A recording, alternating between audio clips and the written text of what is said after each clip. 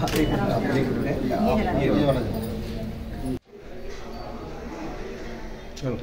Uttarakhand, voice of mountains में आपका हार्दिक स्वागत है। मैं विनोद रावत मनकोटी अपने सहयोगी धर्मेंद्र थपलियाल के साथ DPMI के इस सभागार में, जहां की आज रामेश्वरी नादान जी की 2 पुस्तकों का विमोचन हो रहा है। उनकी एक पुस्तक एक उपन्यास के रूप में है, वक्त कब ठहरा है, और एक बाल साहित्य अकल बढ़िया भैंस। इन 2 पुस्तकों का यहाँ विमोचन होना है। तो इस समारोह में, इस संबंध में यहाँ एक समारोह आयोजित किया गया है, जिसमें कि उत्तराखंड से भी और दिल्ली से भी बड़े बड़े कवि और साहित्यकार उनको आशीर्वाद देने के लिए आए हैं। तो देखिए हमारी ये रिपोर्ट।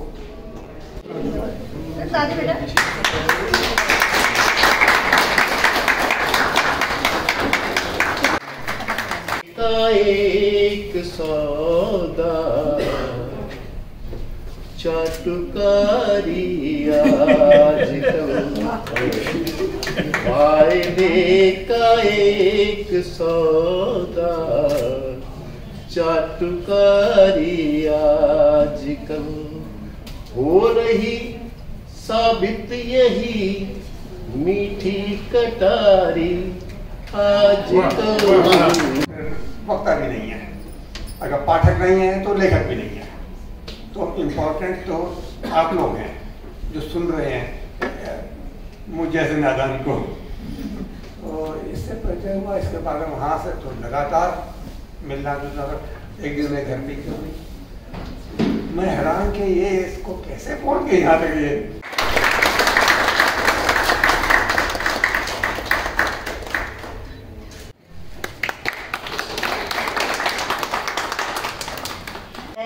न ठहरे तुम, मैं असमर्थ तुम्हें रोकने में। ना वक्त ठहरा न ठहरे तुम, मैं असमर्थ तुम्हें रोकने में। कदम दर कदम तुम आगे बढ़ते गए, कदम दर कदम तुम आगे बढ़ते गए। मैं खड़ी रही जहाँ छोड़ गए थे तुम, मैं खड़ी रही वहाँ जहाँ छोड़ गए थे तुम। एक बार भी हाथ पकड़कर कहा ना तुमने, एक बार भी हाथ पकड़कर कहा ना तुमने। मेरे साथ साथ चलो ना तुम, ना वक्त ठहरा न ठहरे तुम। रामेश्वरी जी के बारे में, क्योंकि मैं साहित्य क्षेत्र से नहीं हूँ, लेकिन लेखन के साथ साथ में उनका जो आदर सत्कार है वो अपने आप में बहुत बड़ी बात है। जो मैं भी देख रहा था कि जितने भी हम गुरुजन होते हैं, जो हमसे वरिष्ठ होते हैं, ज्येष्ठ होते हैं, श्रेष्ठ होते हैं, जिस भाव से उनका सम्मान कर रहे हैं, ये बहुत बड़ी बात होती है। और मेरी तरफ से मैं हमेशा एक बड़े भाई के रूप में हमेशा आपके साथ हूँ। आप यूँ ही आगे बढ़ते रहें। और जैसे हमारे आदरणीय अग्रवाल साहब बैठे हैं, सक्सेना जी बैठे हैं, हिमा जी बहनी बैठी।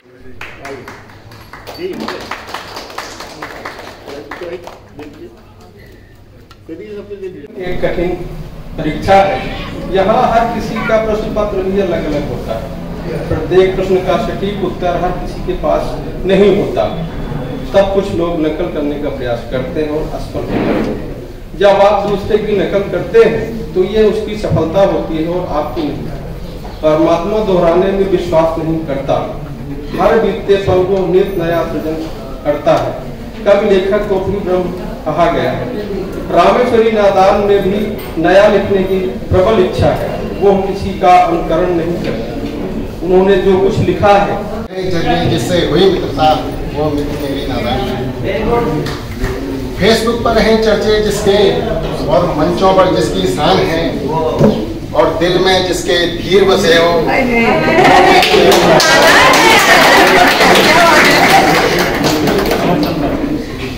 और रचनाओं में जिसके रस भरा हो, और साहित्य का जिसको भरपूर ज्ञान है, और जिसको सुन हो जाता तृप्त मन, वो मित्र मेरी नादान है। नादान को जिनकी 10वीं और 11वीं पुस्तक क्रमशः वक्त कब ठहरा है और अकल बढ़िया भैंस का लोकार्पण आज हुआ, बहुत बहुत बधाई है।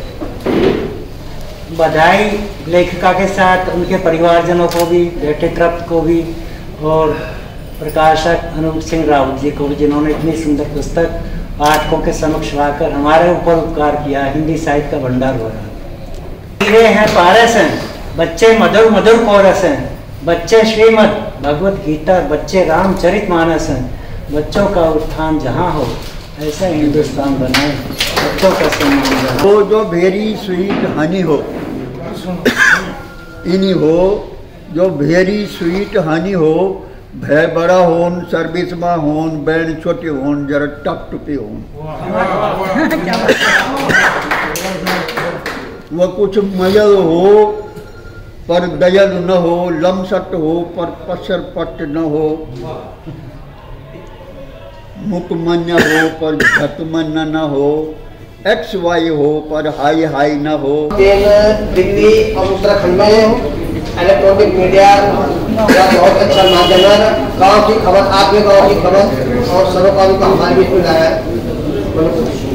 आइए आप भी ऊपर आइए।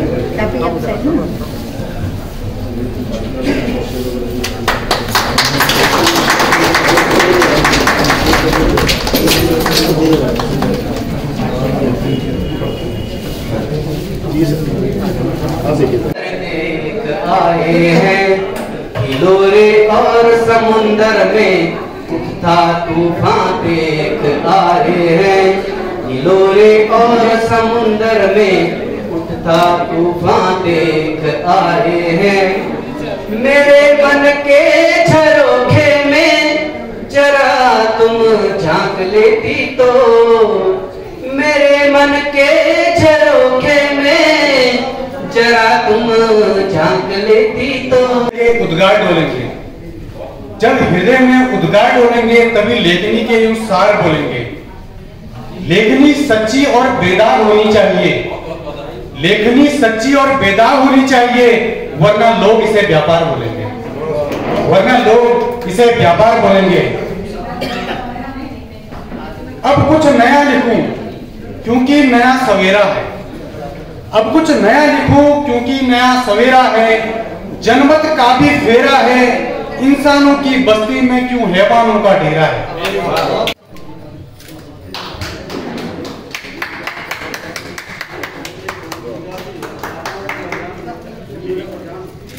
तुम साहित्य रचने लगी हो, जीवन को समझने लगी हो, तितलियों के पंख लगाए उड़ने लगी हो। साहित्य का यथार्थ से, गीत का बहार से, मन का मनोहार से गीत तुम गाने लगी हो, मन को बहुत भाने लगी हो। कि सोड़बतो माँ खैन सुरेन, सोड़बतो माँ खैन सुरेन, चिपला ढूंगो खुट निधरेन, और हिटना सबोर सबियों का बड़ा पड़, हिटना सबोर सबियों का बड़ा पड़, छाल बैठी की गाड़ नितरे, छाल बैठी की गाड़ नितरे।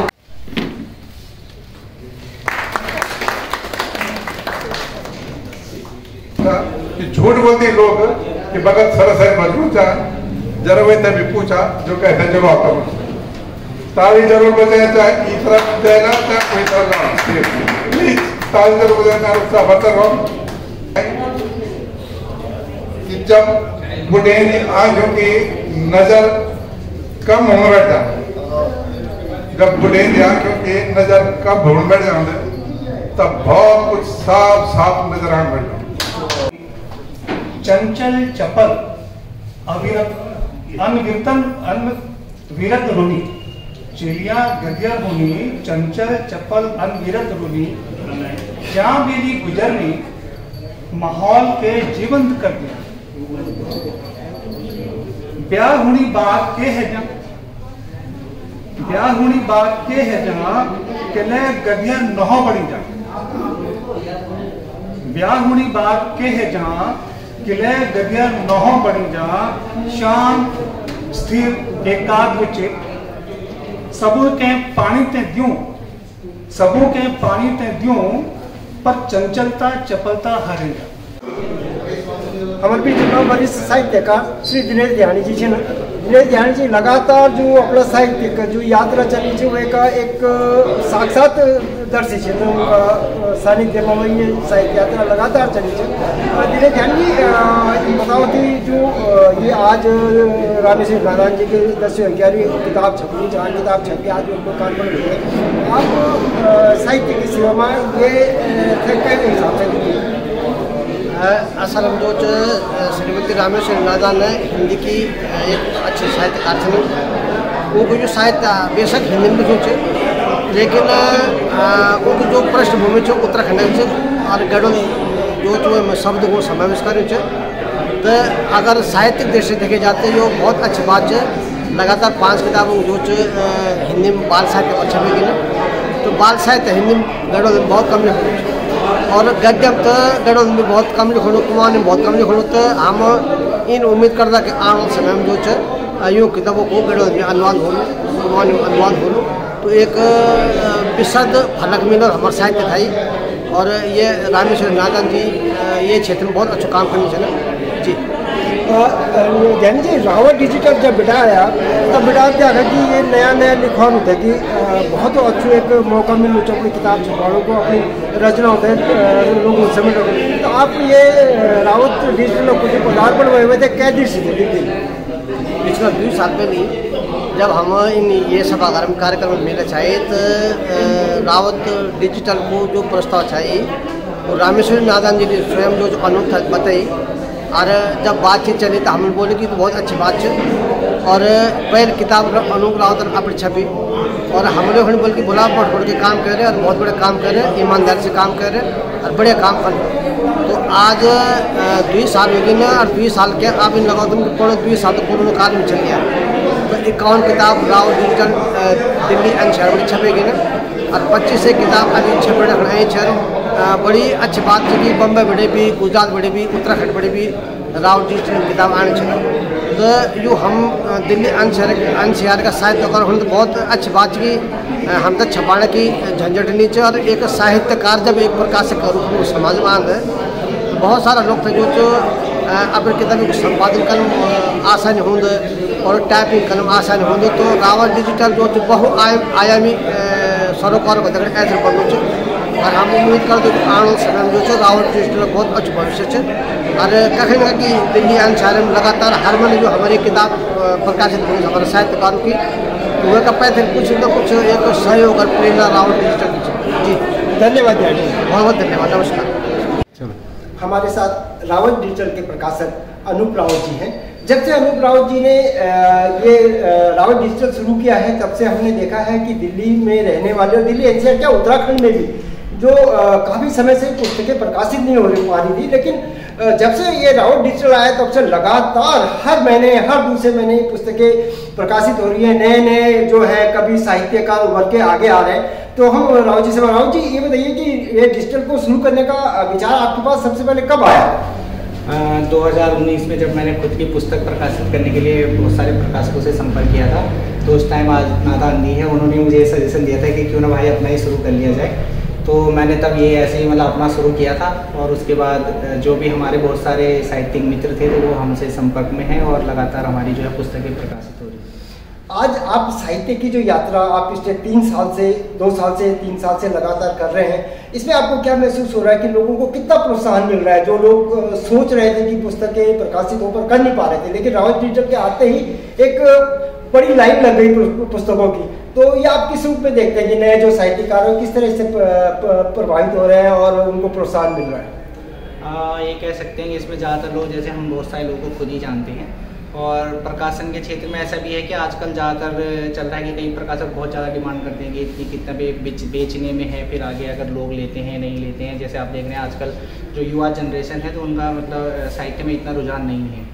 तो हमारी कोशिश है कि जैसे हम स्टॉल के माध्यम से या जो ऑनलाइन सेलिंग है उसके माध्यम से पुस्तकों का प्रचार प्रसार कर रहे हैं, तो हो सकता है ये भी हम लोगों से लोग जुड़ रहे हैं जिसकी वजह से। उत्तराखंड की जो बोली भाषा है उसके जो प्रचार में देखा जाए तो इन पुस्तकों का बड़ा महत्व है। आप इसको किस रूप में देखते हैं कि हमारी भाषा को कितना प्रोत्साहन मिलता है इन किताबों के छपने से? हाँ, बहुत जगह है। अभी एक मूवमेंट चल भी रहा है कि गढ़वाली, कुमाऊनी, जोनसारी जो उत्तराखंड की भाषाएं हैं इनको 8वीं अनुसूची में रखा जाए। तो उसके लिए भी ये है कि कुछ मानक हैं जिन मानकों पे वैसे भाषा बैठती है, सटीक बैठता है जो हम लोगों की भाषा है। तो पुस्तकें जितनी ज़्यादा छपेगी उतनी ज़्यादा लोगों को इसमें पढ़ने को भी मिलेगा और साथ में जो भाषा आंदोलन चल रहा है तो उसमें भी इनसे मदद मिलेगी। धन्यवाद। धन्यवाद। हमारे साथ रामेश्वर नादान जी हैं जिनकी भी आज 2 पुस्तकों का यहाँ विमोचन हो रहा है, जिसमें एक उपन्यास है वक्त कब ठहरा है और एक बाल साहित्य है अकल बड़ी क्या भय। तो बात करते हैं रामेश्वर जी, पहले तो सबसे पहले आपको वॉइस ऑफ माउंटेन्स की तरफ से और उत्तराखंड समाज की ओर से बहुत बहुत बधाई और हार्दिक शुभकामनाएं। रामेश्वर जी, देखा जाए तो उपन्यास बहुत कम लिखा जाता है, लेकिन आज आपका ये पहला उपन्यास प्रकाशित हुआ है और इसका आज विमोचन है। उपन्यास लिखने का जो विचार है वो आपके मन में कब आया, कैसे आया? जी, मैं कोरोना काल में थोड़े से कोविड से परेशान थी, तो उस टाइम मुझे एकांत में रहना पड़ा कोविड की वजह से। तो उस टाइम पे क्या हुआ कि आभासी दुनिया से मुझे बहुत फर्क पड़ा। फेसबुक फ्रेंडों से मुझे बहुत दिलासा मिली और सहयोग मिला। तो मुझे लगा कि जो आभासी दुनिया के रिश्ते, सारे रिश्ते खराब नहीं होते, बहुत रिश्ते अच्छे भी होते। तो बस वहीं से ये उपन्यास की संरचना हुई और वहीं से मैंने ये वक्त कब ठहरा है शुरू किया। रामेश्वर जी, ये चीज़ हम लगातार पिछले 4-5 सालों से देख रहे हैं कि आपका जो है बाल साहित्य में बहुत अच्छी पकड़ है और लगातार आप जो देखा जाए तो हर साल आपकी 1 या 2 पुस्तकें बाल साहित्य पे निकलती। तो बाल साहित्य के प्रति जो आपका रुझान है उसका कारण क्या है? ये कारण ये है कि जब मेरा बेटा थोड़ा छोटा था तो मैं कविताएं तो शुरू से ही लिखती हूँ। तो एक दिन उसने मुझसे बोला कि मम्मी आप ऐसा क्यों नहीं लिखती जो मैं पढ़ सकूँ। तो 5 साल का बच्चा और वो उस टाइम से स्कूल जाने ही सीखा था, पर उसको मेरी कविताएं नहीं समझ आती। तो मुझे लगा कि हम बच्चों के लिए कुछ ऐसा लिखे जो समझ सके उनकी सरल भाषा में। तो मैंने सबसे पहले एक निकाली, जो बुक निकाली वो मैंने लोरियों की निकाली। तो मैं उसको 5 साल की उम्र में वो सुनाने लगी तो उसको समझ में आने लगा। फिर वो धीरे धीरे रुझान बढ़ता गया। फिर मैं जब भी कोई कहानी लिखती थी तो अपने बेटे को सुनाती थी। तो मुझे जो समझ लेता था, पढ़ लेता था, उसको मैं अपने संग्रह में रख लेती थी। इस तरह से एक एक करके बाल संग्रह बनते गए। रामेश्वर जी, उत्तराखंड समाज ही नहीं बल्कि हिंदी जगत में भी आपको आज आपके साहित्य की वजह से बहुत अच्छा स्थान प्राप्त है, बहुत अच्छी आपको एक सम्मान मिलता है। आपको कैसा लगता है जब एक उत्तराखंड की महिला को एक सार्वजनिक रूप से दूसरे मंचों से भी सम्मान मिलता है, तो कैसा अच्छा लगता है? जी, बहुत खुशी होती है जब कि उत्तराखंड समाज तो करते ही है, पर जो हिंदी के क्षेत्र है वहाँ भी मुझे सम्मानित किया जाता है। और मेरी बुक्स, यहाँ तक कि साउथ में भी मेरी बुक्स पढ़ी जाती है और मेरी बुक पढ़ने के लिए लोग हिंदी सीख रहे हैं, तो मुझे बहुत अच्छा लगता है। भविष्य में आप और किस तरीके की साहित्य की रचना में अपना योगदान देना चाहेंगे साहित्य जगत में? जी, मेरा मेन मकसद तो यही है कि मैं बाल संग्रह को आगे बढ़ाऊँ, क्योंकि मैं चाहती हूँ कि बच्चों को हम कुछ नया और शिक्षाप्रद दे सके। पहले हम लोग बहुत किताबें पढ़ते थे, पर अब के बच्चे नहीं पढ़ते। पर मेरा यह है कि अब मैं ई बुक्स में करूँ बच्चों के लिए, कि बच्चे अब मोबाइल इंटरनेट वगैरह यूज करते हैं तो वो प्रिंट का कम ही पढ़ते हैं। तो मेरी अब जो कहानियाँ आएगी वो ई बुक्स में आएगी उनके लिए। बहुत बहुत धन्यवाद रामेश्वर जी, और आपको बहुत बहुत बधाई और हार्दिक शुभकामनाएं। बहुत बहुत धन्यवाद। जय उत्तराखंड, पहाड़ से जुड़ी खबरों को वॉइस ऑफ माउंटेन्स आपके लिए लगातार ला रहा है। यदि आपने हमारा चैनल अभी तक सब्सक्राइब नहीं किया तो प्लीज़ सब्सक्राइब कीजिए, घंटी बजाइए, शेयर कीजिए, कमेंट्स कीजिए और लाइक जरूर कीजिए। देखते रहिए वॉइस ऑफ माउंटेन्स।